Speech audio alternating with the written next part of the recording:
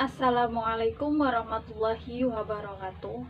Saya Laili Fauzia, NIM 2119171 dari kelas TKMA. Nah, video ini dibuat untuk memenuhi tugas UAS atau ujian akhir semester pada mata kuliah TKM.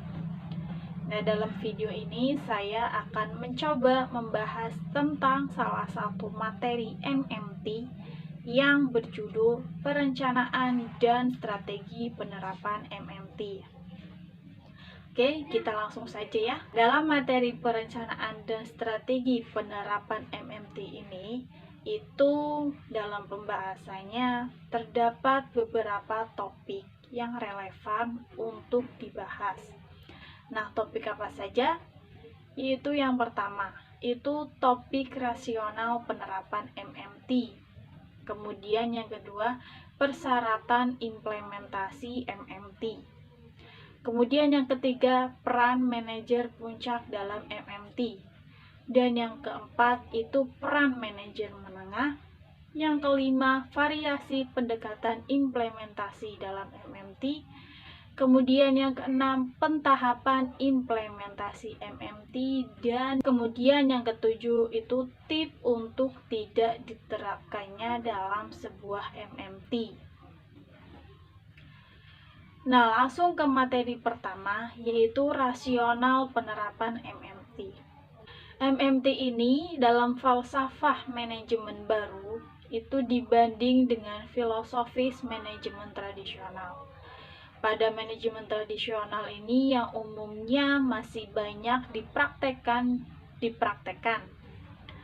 Nah, dari sejarahnya, manajemen ini itu sudah dirilis oleh Edward Deming di Jepang pada tahun 1950-an. Nah, dalam penerapannya MMT itu juga menggeser dari yang sebelumnya sering dipraktekkan menggunakan manajemen tradisional, itu sekarang dipraktekannya itu ke dalam manajemen yang baru.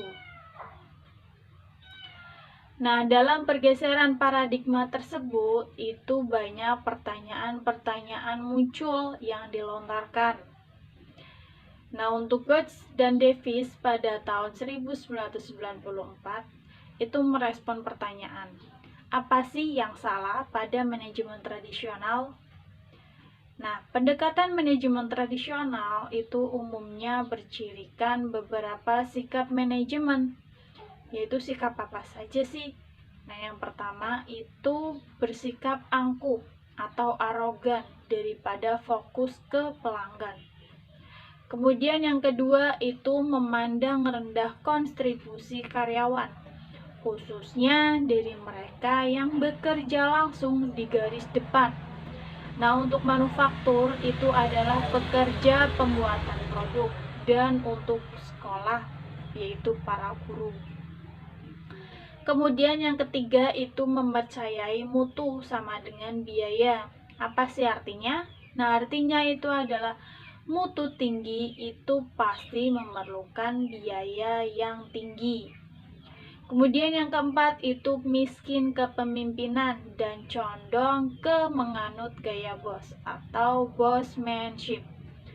Kepemimpinan yang lebih banyak memerintah apa yang harus bawahan laksanakan dan kapan yang tepat untuk dilaksanakan. Kapan waktu yang tepat untuk dilaksanakan. Nah, yang kelima itu orientasi jangka pendek. Kenapa? Pendekatan ini itu lebih mementingkan perolehan jangka pendek dan umumnya tidak memilih investasi pada manusia dan pendidikan karena hasilnya baru dapat dilihat dalam jangka panjang. Nah, untuk materi yang kedua itu ada prasyaratan implementasi penerapan MMT. Pada dasarnya manusia itu pro status quo, yang artinya manusia suka kemapanan, sehingga ia itu enggan untuk berubah. Nah, dari kemapanan tersebut itu berubah menjadi sebuah kebiasaan yang dimana sebuah kebiasaan nantinya akan berubah atau terbentuk menjadi sebuah budaya. Nah, kenyataan di dunia zaman sekarang itu sudah banyak yang berubah, dan tentunya tuntutan pelanggan juga ikut berubah. Terlebih lagi sejalan dengan perkembangannya sebuah teknologi. Akan tetapi, sebenarnya dunia itu tidak ada yang tidak berubah. Semua hal pasti mengalami perubahan kecuali perubahan itu sendiri. Apabila institusi ingin maju, tentunya harus lebih proaktif dalam menyikapi perubahan tersebut. Yang tentunya ada syarat bahwa perubahan tersebut itu dapat membawa dampak positif atau kebaikan. Yakin bahwasanya perubahan tersebut dapat membawa kebaikan dari sebuah institusi. Nah, demikian pula dengan adanya MMT. Pertama, perlu adanya keyakinan. Yakin bahwa MMT adalah pendekatan yang dapat membawa kemajuan dalam institusi. Yakin bahwa MMT dapat membawa kemajuan institusi, terutama oleh pimpinan institusi itu sendiri. Nah, menurut Gooch and Davis pada tahun 1994 itu terdapat beberapa prasyarat dalam penerapan MMT tersebut, yaitu yang pertama, peran pimpinan puncak. Persyaratan utama dan pertama dari penerapan MMT itu adanya komitmen penuh dari pimpinan puncak. Dalam perusahaan itu ada yang namanya CEO, sedangkan di sekolah itu ada yang namanya kepala sekolah.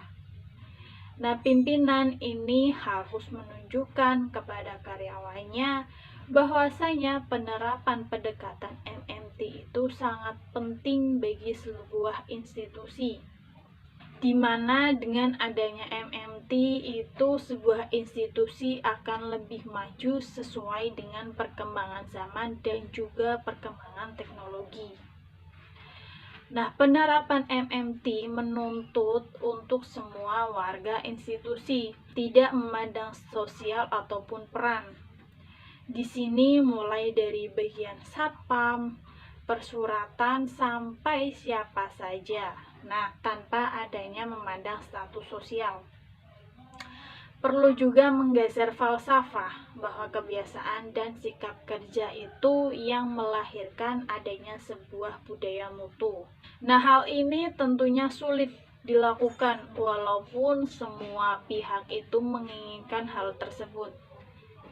Nah, keinginan harus diwujudkan dalam kenyataan dan memerlukan sistem, panduan, monitoring, dan contoh dari pimpinan institusi tersebut. Kemudian yang kedua itu ada komitmen sumber daya atau SDM. Sumber daya manusia atau SDM itu merupakan unsur utama dalam MMT. Namun yang selalu menjadi fokus di sini itu adalah sumber daya finansial atau dana. Karena apa? Karena rekrutmen SDM dan peningkatan mutu SDM itu juga memerlukan sebuah dana. Yang kedua itu ada komitmen sumber daya. Sumber daya manusia atau SDM itu merupakan sumber utama dalam penerapan MMT. Namun yang selalu menjadi fokus di sini adalah sumber daya finansial atau dana. Karena rekrutmen SDM dan peningkatan mutu SDM itu juga memerlukan adanya sebuah dana. Nah, dana yang dibutuhkan itu tidak harus mahal. Dana ini itu diperlukan untuk adanya kegiatan pendidikan dan juga untuk pelatihan, serta jasa konsultan. Kemudian yang ketiga itu tim pengaruh mutu. Tim ini merupakan tim yang mewakili seluruh komponen organisasi. Nama tim ini itu bisa berbeda. Yang terpenting harus diketuai oleh pimpinan puncak dari institusi.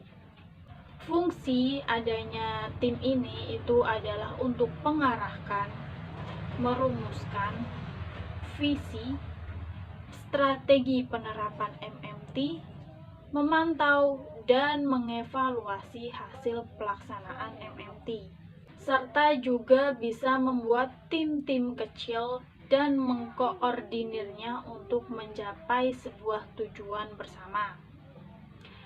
Nah, kemudian itu ada perencanaan dan publikasi. Nah, dalam perencanaan dan publikasi ini, itu tim pengarah menyusun perencanaan implementasi MMT, di mana perencanaan tersebut itu mencakup hal-hal berikut. Itu yang pertama, menyusun pernyataan visi institusi. Visi ini itu menjadi panduan arah perjalanan jangka panjang institusi menuju tingkat mutu yang diharapkan. Karena hasil dari sistem manajemen mutu ini itu akan memerlukan waktu yang sangat panjang. Kemudian selanjutnya itu merumuskan sasaran dan tujuan umum. Sasaran dan tujuan ini itu dirumuskan secara umum. Kemudian dari pihak divisi atau departemen atau jurusan itu perlu merumuskan sasaran dan tujuan terhadap tercapainya sasaran dan tujuan institusi tersebut. Nah, diupayakan untuk melakukan sistem SMART. Itu yang pertama, spesifik, measurable, authentic, realistic, dan time bound. Nah, kalau tidak dapat diukur, itu minimal institusi mampu mencapai atau mendeteksi bahwa tujuan yang direncanakan itu telah dicapai.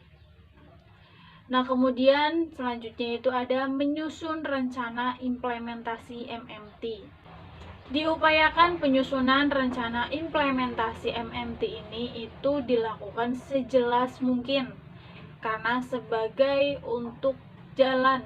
jalan untuk mencapainya sebuah tujuan. Nah, untuk institusi yang berbeda, rencana implementasi juga akan berbeda. Bisa dengan cara observasi atau wawancara, studi kunjungan kepada institusi yang telah berhasil. Nah, kemudian hasilnya tersebut itu dirumuskan kembali sejelas mungkin rencana implementasinya di pertemuan tim pengarah yang diatur oleh semua anggota. Kemudian selanjutnya itu ada merencanakan pemberian penghargaan dan pengakuan. Dalam hal ini itu perlu adanya prestasi untuk mendapatkan pengakuan dan penghargaan. Berbeda lagi dengan pendekatan tradisional. MMT yang tradisional itu lebih mengedepankan penghargaan tim, bukan terhadap individu. Walaupun individu tersebut itu merupakan anggota dari suatu tim. Selanjutnya itu melakukan publikasi. Hasil penerapan sistem manajemen baru itu perlu diketahui oleh setiap karyawan. Hal ini kebalikannya dengan manajemen tradisional yang hanya memberi informasi kepada karyawan secara selektif dan secukupnya saja.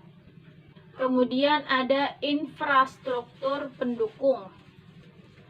Beberapa hal yang dijelaskan sebelumnya itu termasuk ke dalam infrastruktur, tetapi penerapan manajemennya itu masih memerlukan yang lain, terkhususnya yaitu prosedur, organisasi, dan sikap serikat pekerja.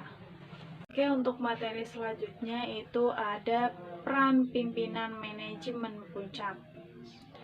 Nah, menurut Coach and Davis pada tahun 1994 itu berargumen bahwasanya semakin tinggi jabatan, maka semakin sedikit pula waktu dia untuk melakukan perannya sebagai pemimpin. Nah, terlepas dari kebenaran hipotesis tersebut, itu perlu adanya deskripsian bahwasanya hal ini untuk membedakan antara mana pemimpin yang efektif dan pemimpin yang tidak efektif. Berikut adalah deskripsi yang bisa membedakan antara pemimpin yang efektif dan yang tidak efektif. Yaitu yang pertama, pemimpin itu menarik daripada mendorong. Leaders pull rather than pass. Pemimpin itu harus di depan, memimpin gerakan menuju tujuan. Tidak di belakang sambil berteriak maju-maju. Nah, semboyan bijak dari ciri kepemimpinan ini itu, jika Anda tidak terlibat dalam gerakan secara langsung untuk mencapai tujuan, maka Anda tidak akan dapat memimpinnya. Nah, kemudian yang kedua itu ada pemimpin mengetahui kemana dia akan menuju. Leaders know where they want to go. Pemimpin ini bersama-sama pengikutnya harus mampu merumuskan visi organisasi dan juga merancang perjalanan mencapai visi, memilih arah bagaimana mencapai visi dan memegang teguh cara tersebut. Nah, semboyan bijak dari dua ini adalah jika Anda tidak tahu kemana arah tujuan pergi, maka Anda tidak akan dapat memimpin ekspedisi ini. Nah, kemudian yang ketiga itu ada pemimpin itu harus berani dan dapat dipercaya. Leader must be courageous and trustworthy. Nah, dalam menuju penerapan sistem ini, itu mutu total tentu banyak hambatan dan jeratan. Pimpinan itu harus berani melangkah maju terus walaupun penuh rintangan dan tidak mundur karena hambatan-hambatan dan jeratan. Bisa jadi tujuan jangka pendek tersebut itu perlu dikorbankan untuk mencapai sebuah tujuan jangka panjang yang lebih signifikan. Jadi, pemimpin ini harus berani menanggung risiko. Demikian pula, pemimpin juga harus dapat dipercaya oleh bawahannya. Dia dapat dipercaya memberikan bantuan untuk menyelesaikan masalah bawahannya yang ada di wilayahnya, sehingga bawahannya tersebut itu meyakini bahwa dia adalah pemimpin yang dapat dipercaya. Kemudian yang selanjutnya itu ada membantu bawahan mengerjakan pekerjaan mereka untuk mencapai visi organisasi dengan bangga. Helping people to do their jobs to achieve organization vision with pride. Pemimpin perlu membekali bawahan dengan alat untuk mengerjakan pekerjaan mereka, baik yang bersifat fisik maupun intelektual. Pemimpin ini perlu membesarkan hati, semangat kepada bawahan manakala bawahan tersebut itu menghadapi sebuah tantangan dan hambatan, dan juga memberi penghargaan sewaktu mereka tersebut itu mencapai suatu keberhasilan. Peran pemimpin ini itu tidak mendikte tetapi memfasilitasi.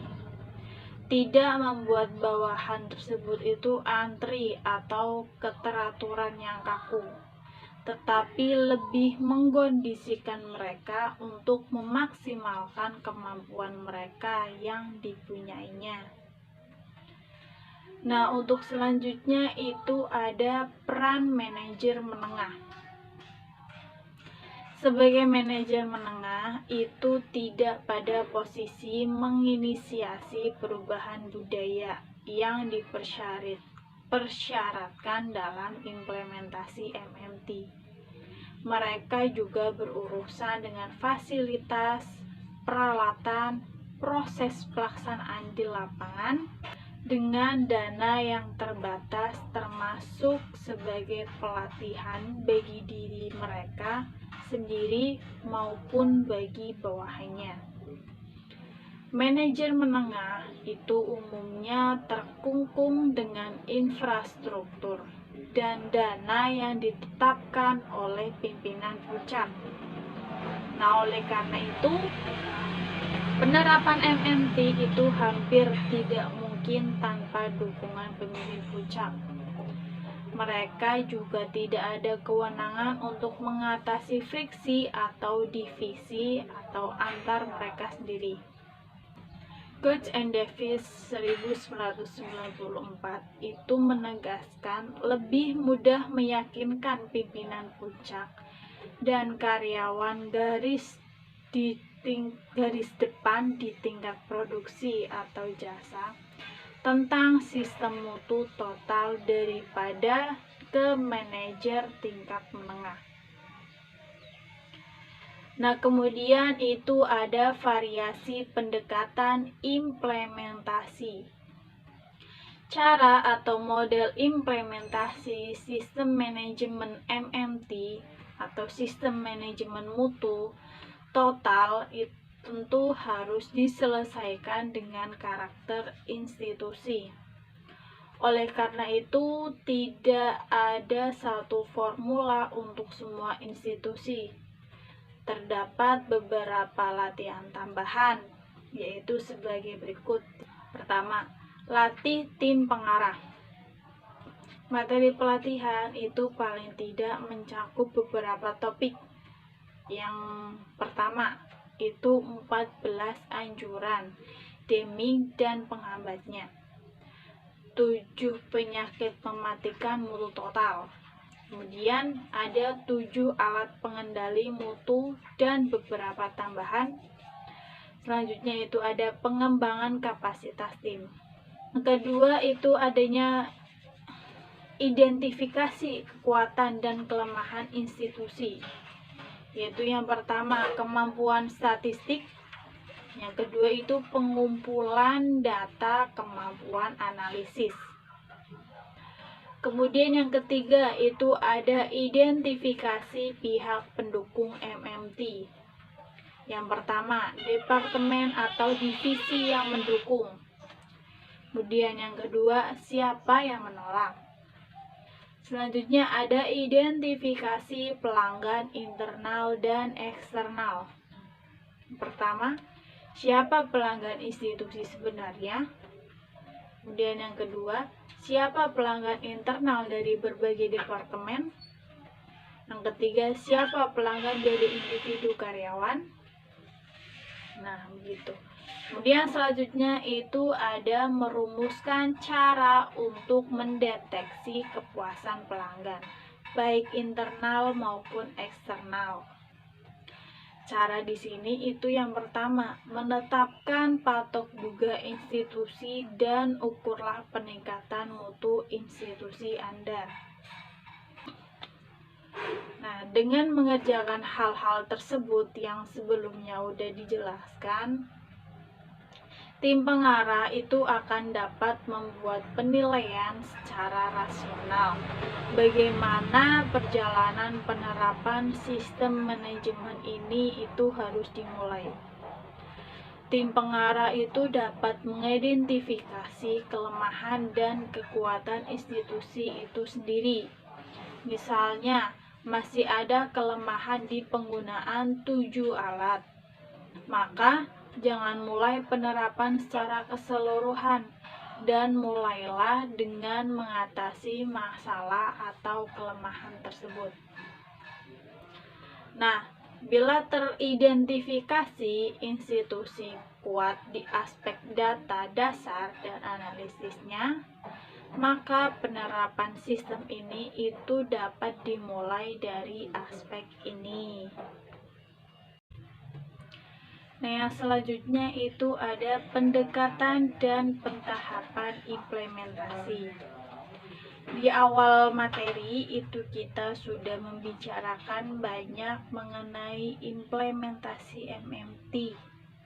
namun belum secara spesifik itu menunjukkan pentahapan secara rinci. Walau memang tidak ada satu formula untuk organisasi, namun secara tahap itu ada tahapan, secara umum itu ada tahapan yang perlu dilakukan, dan sebagian tahap tersebut itu merupakan prasyarat bagi tahapan yang lain. Berikut ini itu disajikan pola pentahapan umum yang sebagian besar itu sudah dijelaskan di muka dengan perkiraan alokasi waktunya.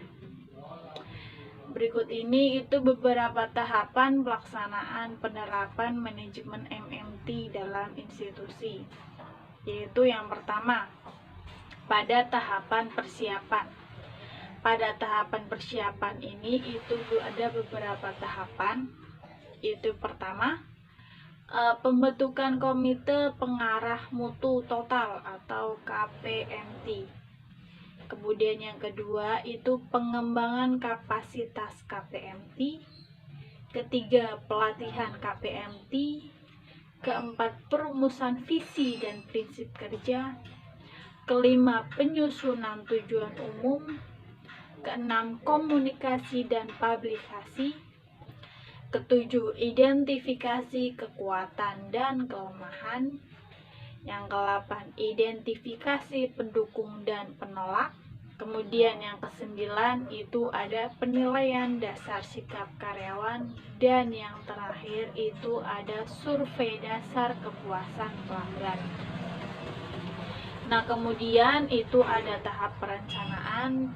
Tahap perencanaan itu yang pertama, rencanakanlah pendekatan implementasi tersebut.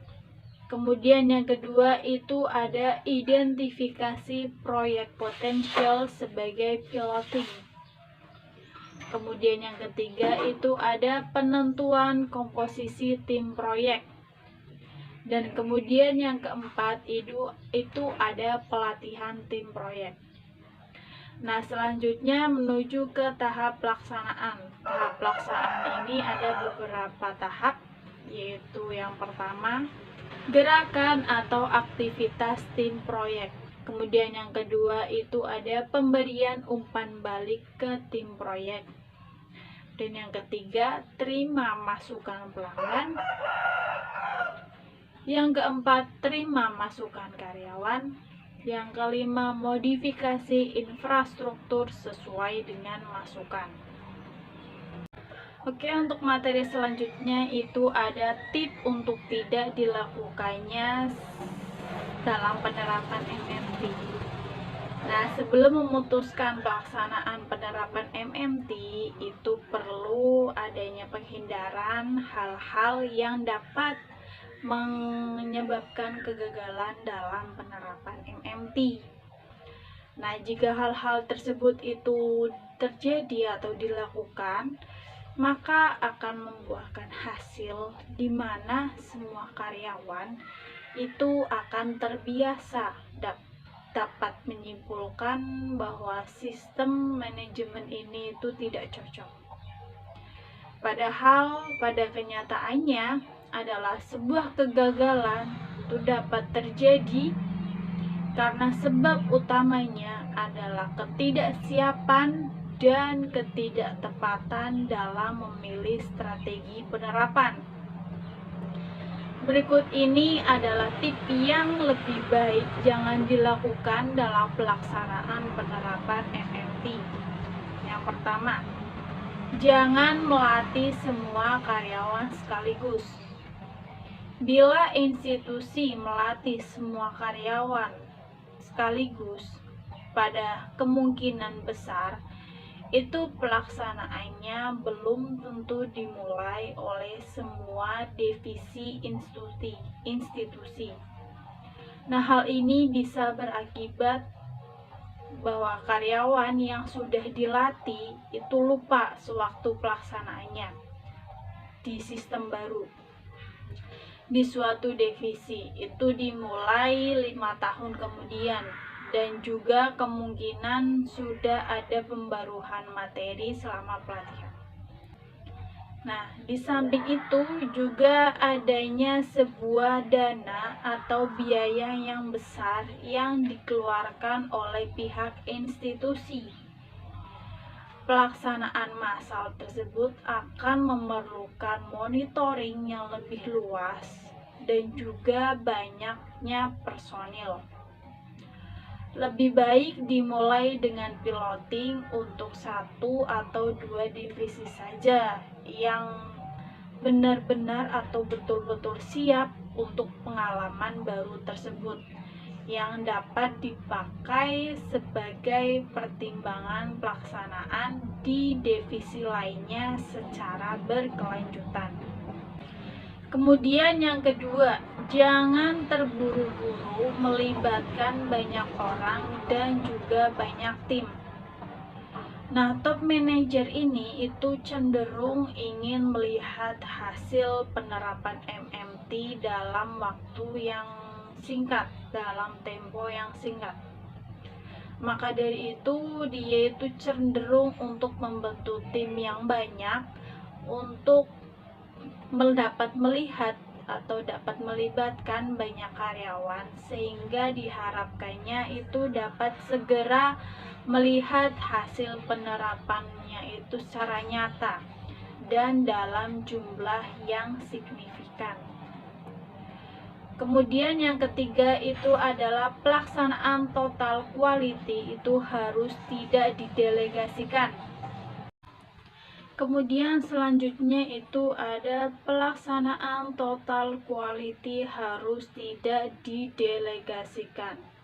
Nah, satu contoh kasus dari penerapan ini itu adalah pimpinan puncak menyerahkannya kepada ketua atau kepala divisi penjaminan mutu atau PM.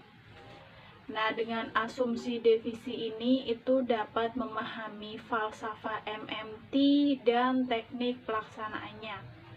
Bagaimanapun juga kepala PM itu tidak mempunyai kewenangan langsung untuk memutuskan, dan yang dikhawatirkan bahwa setiap warga itu mengetahui top manager tidak terlibat dari keseharian aktivitas, dan juga dapat mempengaruhi partisipasi karyawan.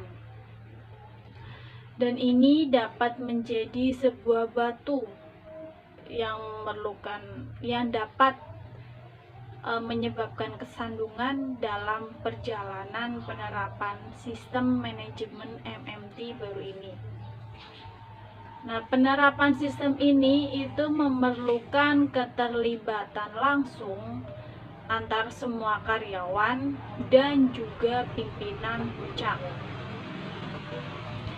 Nah, untuk selanjutnya itu ada jangan memulai penerapan sebelum institusinya siap. Lagi-lagi ingin melihat hasil yang instan, maka pimpinan puncak itu mengambil sebuah kebijakan sesegera mungkin dalam ruang tunggu tamu, ruang-ruang penuh yang dengan slogan. Nah, misalnya dengan keterlibatan karyawan. Peningkatan mutu secara bertahap dan berkelanjutan ini, namun secara falsafah dan teknik masih tetap menganut sistem manajemen lama. Dalam manajer menengah itu masih mengerjakan hal-hal yang diperintahkan oleh pimpinan puncak. Prinsipnya di sini itu adalah asal pimpinan atau bapak senang, atau bisa disebut dengan ABS. Jadi dalam hal ini itu harus adanya kesiapan antara seluruh warga institusi, yang termasuk manajer puncak, manajer menengah, dan seluruh karyawan institusi. Sekian video penjelasan dari saya. Apabila terdapat kata-kata yang salah, saya mohon maaf. Billahi taufiq wal hidayah. Wassalamualaikum warahmatullahi wabarakatuh.